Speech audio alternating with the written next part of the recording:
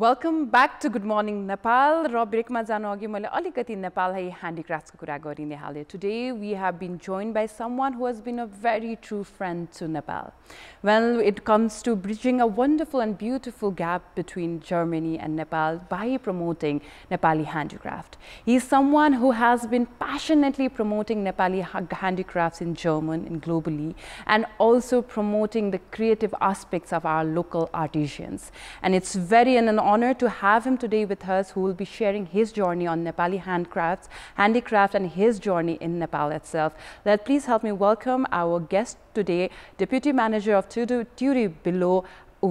Welcome to Good Morning Nepal. Namaste, swagat cha. Thank you. Namaste, swagat.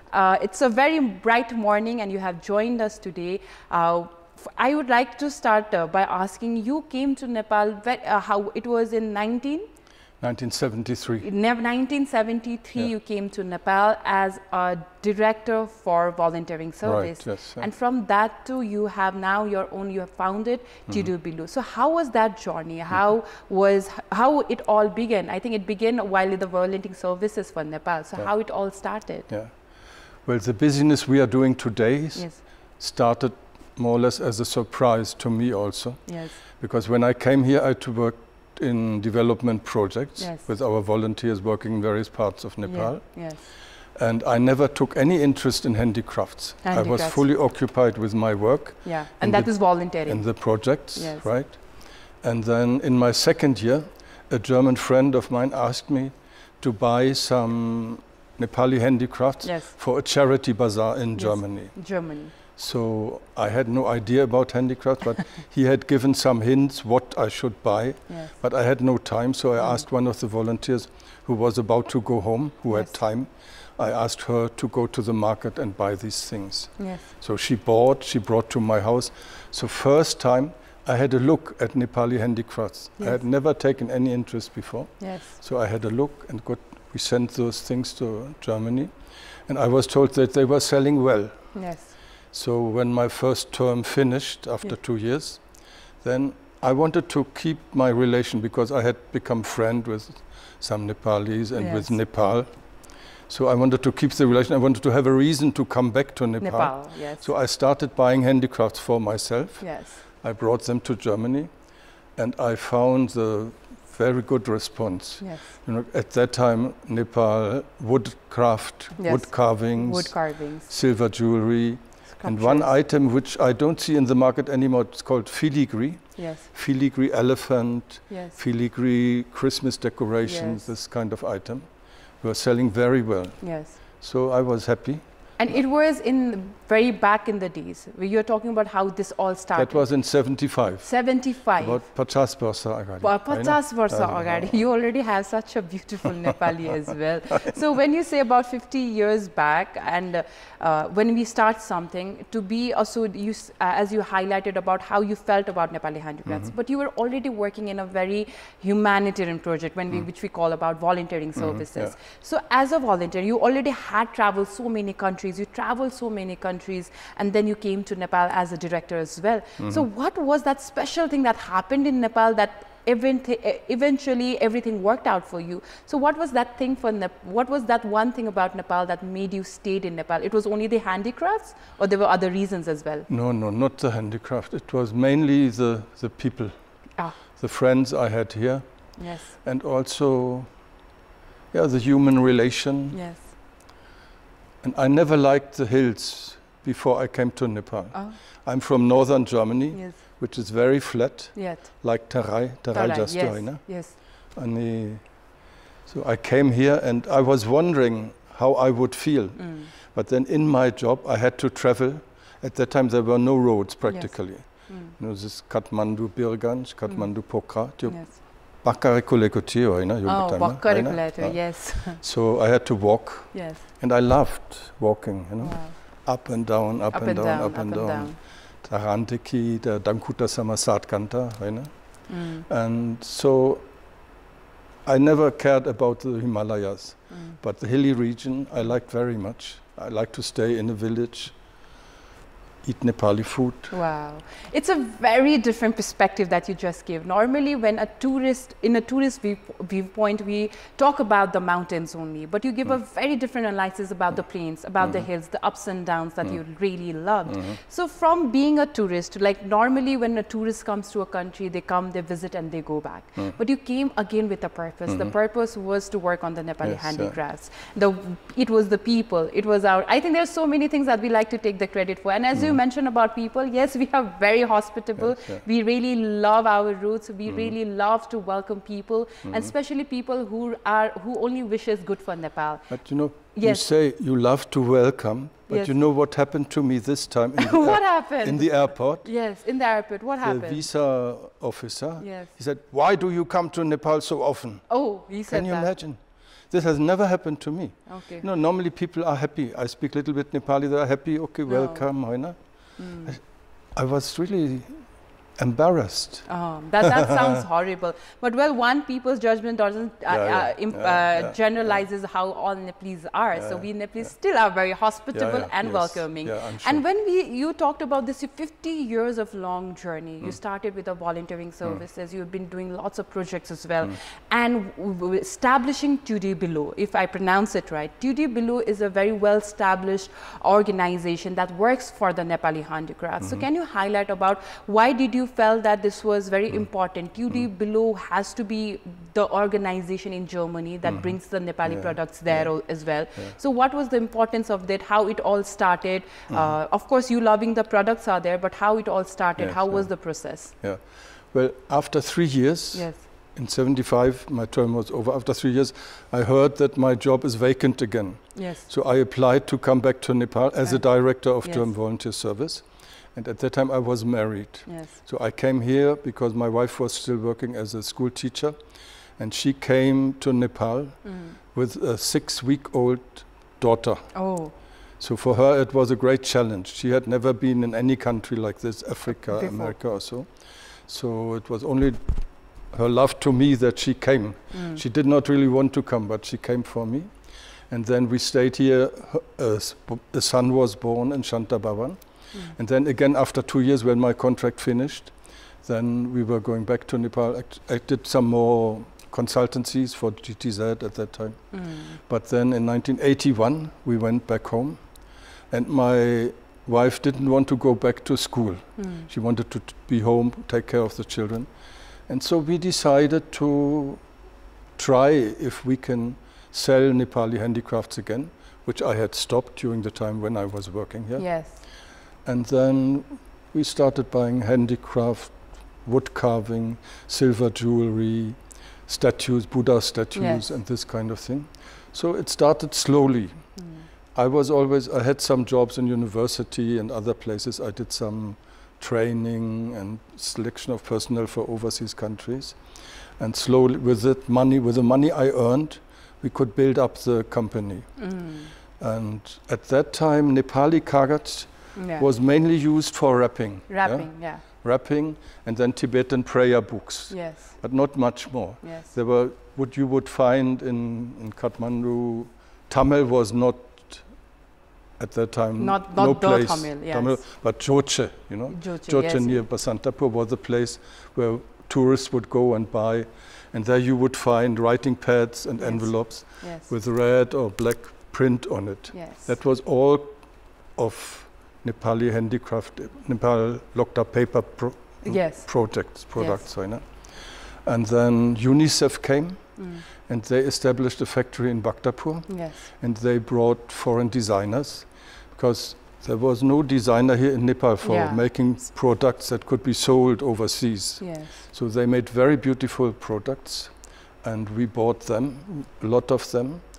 And then slowly in the years coming, my wife started making designs. She started working on the creatives. And so many designs which you see nowadays in the market were actually started by her. Yes, I actually saw lots of designs that were made by her as well, and it's really nice to see the inspirations on how the designs can, you know, when we made a perspective, I think it's all about blending in the perspective and working with the artisans as well. Our designs are quite creative. I can see some of the things in the table as well. Can you tell me what is this? What are the things you have wrapped up and you have this is something that is also wrapped in a Nepali kagaj, Nepali paper. And I saw something that you gave me this morning. This is khada, but made from a kagaj. And this is quite interesting because this speaks about our mountains. Here's a beautiful message. So this is your recent design as well. Can you elaborate about this? Well, to be frank, I don't like the cotton cutter, which is used nowadays. Previously, everybody used this Tibetan style white cutter, no? And now the Nepali, maybe they didn't want to use that Tibetan style cutter anymore. So they started making their own. And I thought Nepali kagaj is such a beautiful thing. You can do so many things. I told to my factory people here, let us try to make this, and then this is a product which came and out. I think this is something very environmentally conscious as well, because cottons are something very textile waste we keep on talking about. It's very polluting, and at the same time, this is something that we need because we need biodegradable options as well, and this is very thoughtful. Also on the aspects of environment, economically also, this is very thoughtful. And may I know what is this? Because I'm a very curious person, and something is there in front of me which is really wrapped. I really want to know what is inside. Can you tell us? Well, you asked me before whether there's a change in the attitude of people, like young people, old people. And of course, the younger people, they are not so much interested in the Nepali handicrafts. And I think one of the reasons is that the government or the political class, they don't support Nepali the handicrafts, keeping of the tradition in handicrafts. Preserving it. And let me take one example here. Yes, sure. This is a patti. Okay. Wow. This is a? Patti. Patti. You know mana patti? Mana patti, yes. I've just heard about it. You don't seem to be familiar. No, not really. This was used as a measuring pot. Measuring pot? Yeah. To measure? To measure solid and liquid merchandise. Yeah, this is what we call generation gap. Hazurलाई थाहा छैन? थाहा छैन मलाई. हजुर, मैले the first time सुन्दैछु. So can you elaborate more to our audience as well? Look, this is 19 साल. 19 साल. 41. 41. मतलब 140 years old. 140 years old. Can you imagine? This is 140 years old. And it could still be working. But your government 20 or 30 years ago said no. We must become modern. We must sell by kg and liter. Can you imagine? So this could still be working. Interesting observation you just kept about how we are not understanding the essence of our old traditions. With time, while to preserve it also, we have forgot it. We are replacing it with this. Look at this. Okay, we have been replacing this with this. Yes. The essence. Can you imagine? Yes. How plastic. This How many years can this last? Nothing. 3 years, 5 years? This is 140 years old. 140 years. And look, it looks really good as well. The government said you cannot use this anymore. Can you imagine?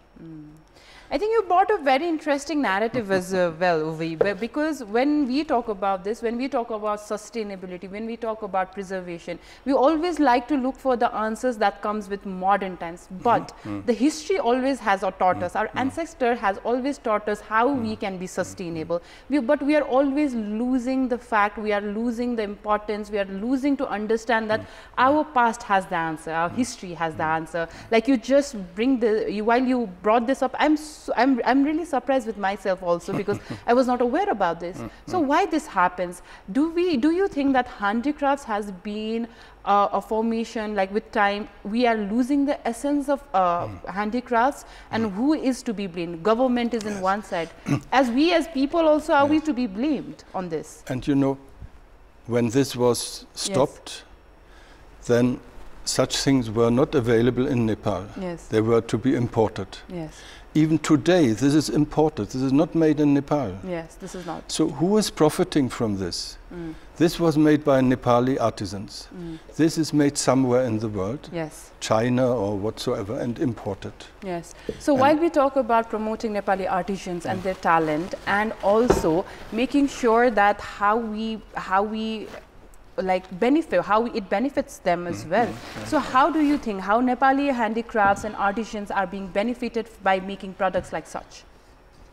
Well, if it can be used, they have work. Yes. If it cannot be used, they have no work. You know? Like another example, the plate. Yes. Nowadays, this is still very quite popular because we call this Nepali thali also. Yes, we still eat our amazing foods and some people, but many people, local practices. And you know where this comes from? Yes. US. US. So this is made in US. Yeah. If you buy this, then Nepali people will have work. Yes. Anyway, we talk too much about this. Yeah, but this is a very nice highlight that you were able to brought. How we are forgetting our roots, how it's important to preserve this. And I think this conversation also highlights about the preservation of our culture, preservation of our artisans' talent as well. That is a very important highlight that you have brought as well. 50 years, you have seen the before, you have seen the after, you have seen everything. So do you think that today's generation, they are up for saving and promoting our cultures? Are they up for? Are they really want to? The coming generation are willing to learn this this talents, this kind of handicrafts or not? I'm not sure. How is your experience in the field? I can't really say, but I'm not sure. What I see is iPhone. iPhone. We are so busy with the phones. People don't talk to each other anymore. So, but I mean, this is my intention. Yes. I have 2 video projects also. Yes. I was about to come there as well. Like you, like after working in 50 years, sometimes what happens is when we work in one field for so many years, we feel very comfortable on that, and we don't want to expand our horizon. Now you are also trying to work on the production of this. What you have created, you want the world to know about it through your awareness videos that you're making. So why do you think it's really important to make those documentaries or working on the productions? Why is it important? Well, I think that as I said, artisans are losing their work because of modern products coming. And also the young people, many people go abroad because over there they earn more money than they can earn in Nepal. And so I'm trying to help to make a little bit more awareness for the importance of the handicrafts, for the importance of using old items which can be used still. But about the young generation, if I see TV ads, you know, when I was here there was no TV. There was no TV. So nowadays, when we first saw TV and we saw Coca-Cola advertising coming to Nepal, we, the foreigners working here, were very much surprised. And we said, no, don't do this. But it's a wave which cannot be stopped, right? And so I don't know about the youth of Nepal. I mean, the young children in the families I know, most of them have their own view about it also.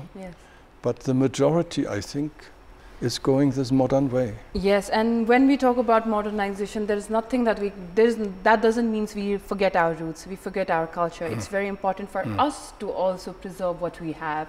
And while talking about this conversation also highlights, audience, all about how we preserve our culture, how we preserve our artisans, and how we promote that to the world, and which Uvi Luck is doing from his best efforts from many years, that how we can bring change, how we can preserve our own culture, Nepali handicrafts and culture as well. And we have a lot to talk about this. हामीलाई अझै यसको बारेमा चर्चाहरू गर्नु नै पर्नेछ, तर यो छोटो break पछि।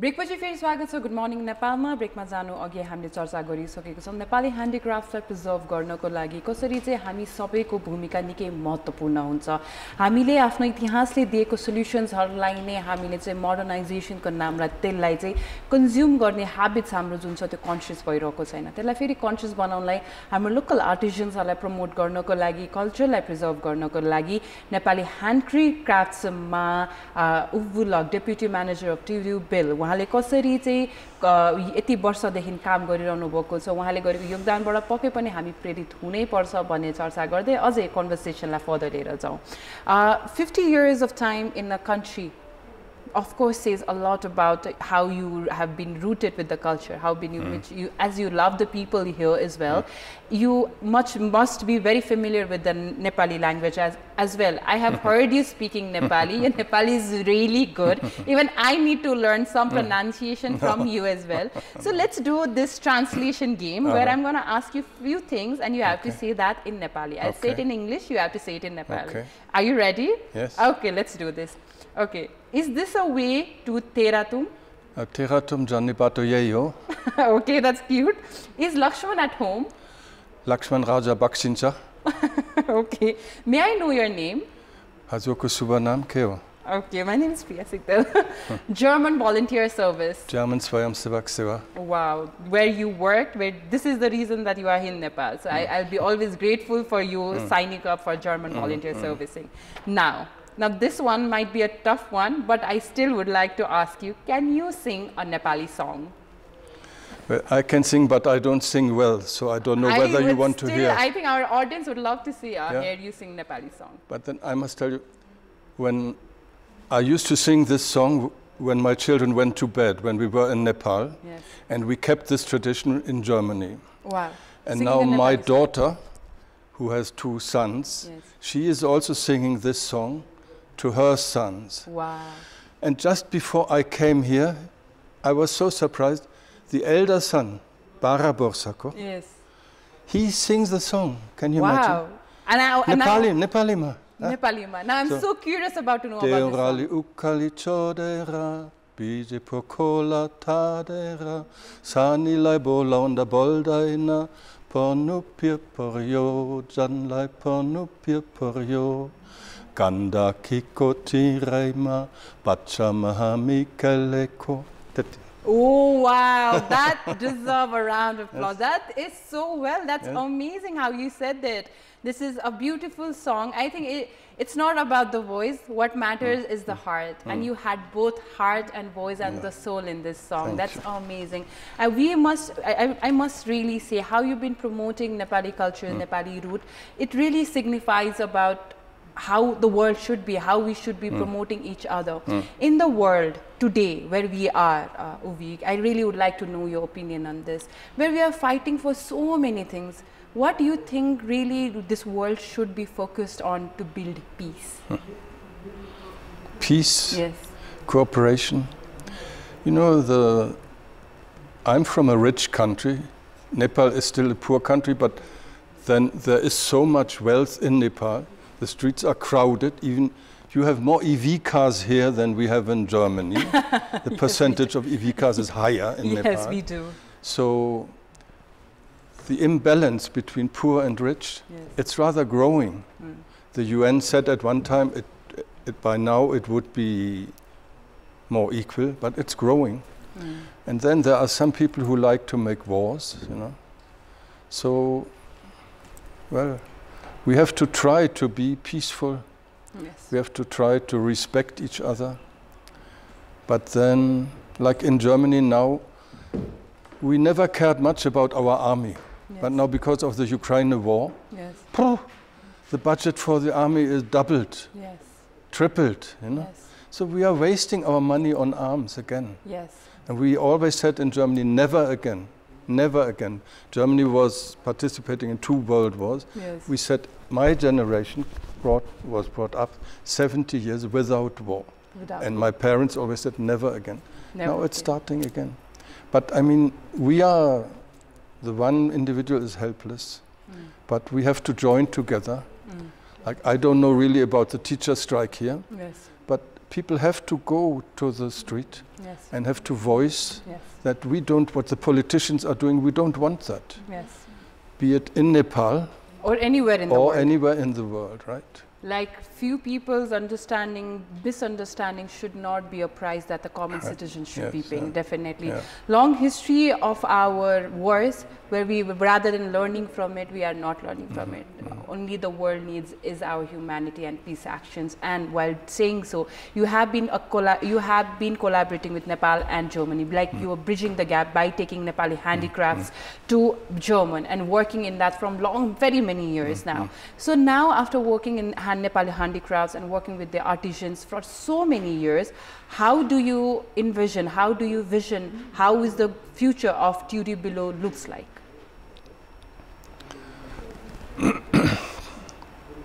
Well, I think we can continue like this paper, Nepali paper. So for many people say people don't write letters anymore. Yes. When I talk to people. But it's not true. We are selling a lot of books. Books, postcards. So I think we can carry on like this. And hopefully the ability of the Nepali artisans will grow, because so far all the designs still come from us. The Nepalis have not developed the, no, I'm not speaking generally, but in my area, we still lack the ability in Nepal to produce for the European market. Many handicrafts that you see in third world shops, the fair trade, many products are a little bit old-fashioned. So no big volume can be reached by that. So I would hope that Nepal develops more creativity to sell goods which can be sold overseas. So how your experience has been, how German audiences, how citizens has consumed Nepali products, how much they love Nepali products there? Well, the interest in handicrafts has decreased considerably. Like we used to sell so many Buddha statues, other copper brass statues. That has gone down. The old people who used to buy, they die, and the young people are not interested in that anymore that Didn't much. you want something new? But like paper and then tea from Nepal, spices, they are still of interest. They can be sold. So while we talk about younger generation, your daughter is taking over Tudi Billo. She is now the man. She looks after everything. So shifting, giving her all, like while you worked for this for 50 years, now she's taking over. So what will now keep you busy at? What are the things that you will be focused doing at now? Me? Yes. As I said, I have 2 video projects. Yeah, 2 video projects. One is about the procedure of casting the statues. This is, more workshops are closing because work is very hard. The young people don't want to do it anymore. And another one is about the singing bowls, which have a good market. It's a good export product now.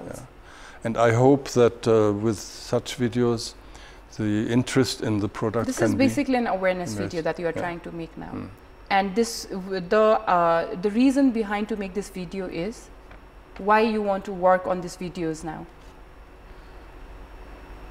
Yeah, because I want to promote Nepali products. You want to promote Nepali products? Yes, and I want to preserve the knowledge, even if many more workshops are not working, then that the knowledge is there, that people can look what kind of beautiful work has been done for centuries in Nepal. That's really beautiful.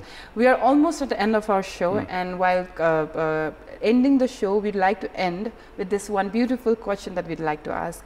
You've been in Nepal for long years, and you have been really a true friend, true inspired to Nepalese community, Nepali artisans, and how you've been promoting it in German, bringing 2 countries together with art and craft. That's beautiful. So if you had to describe your relationship with Nepal in 1 word or 1 sentence, what it would be?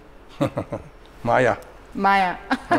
Nepalले पनि तपाईलाई धेरै माया गर्छ. We are really grateful that you were able to share this time with us, because today I think I was also touched in the part where we have forgot our roots, where we are going wrong, why we are not being able to understand that our ancestors, how our history has told us everything about how to work on modern day's problems, but sometimes we are just forgetting how to look at it. But today you gave us a recall, you gave us a reminder reminder that we have to just look at our own culture and we have the answers to everything. So thank you so much, Ovi, for giving us your time. And today, really, this conversation should also be very insightful to our audiences as well. Thank you so much for coming to Good Morning Nepal. Thank you very much, Rosa. And with this note, पक्कै पनि हामीले बुझ्नुपर्छ कि हामीसँग भएको हाम्रो इतिहासले दिएको हाम्रो आर्टिशियन्सहरूले दिएको जुन ट्यालेन्ट छ त्यसलाई हामीले प्रमोट गरौँ नेपाली प्रडक्ट नै खोजेर हामी जब बाहिर हिँड्छौँ नेपाली प्रडक्टलाई नै हामीले प्राथमिकता कहिलेकाहीँ दिन नसकिराख्दाखेरि एक विदेशीले कसरी नेपाली प्रडक्टलाई लगेर जर्मनमा लगेर ग्लोबली यसलाई कसरी एक्सपोज गराइरहेको छ भन्ने कुरामा हामी पक्कै पनि गर्वले भन्न सक्छौँ कि साँच्चै नेपाली प्रडक्ट्सको इम्पोर्टेन्स धेरै छ अब यसलाई हामीले पनि बुझ्नुपर्छ र हाम्रो आउने जेनेरेसनलाई त्यो सिक दिनुपर्छ भन्ने यो आशय गर्दै भने अब गुड मर्निङ नेपालबाट बिदा लिने समय भइसकेको छ भोलि फेरि पनि हामी हजुरहरुसँग जुडिन्छौँ गुड मर्निङ नेपालमा देश विदेशको खबर लिएर अहिले भने हामीलाई बिदा दिनु होला तर हेर्दै गर्नु होला कान्तिपुर टेलिभिजन धन्यवाद नमस्ते